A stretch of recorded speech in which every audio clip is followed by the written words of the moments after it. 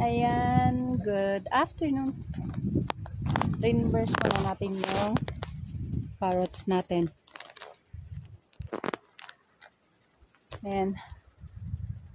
Hindi pa siya nag-sprout kasi 3 days lang. 3 days. 4 days. 4 days for now. So, kailangan reverse natin. Ayan.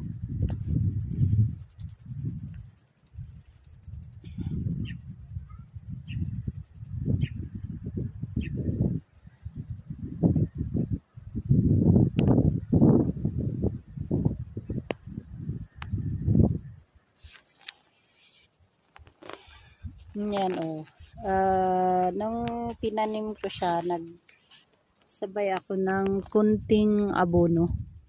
Ayan.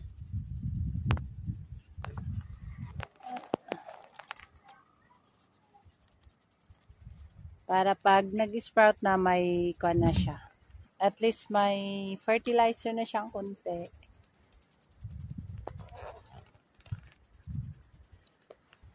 Rainburst natin siya ng 4 times until 12 in the midnight. 4 na lipat.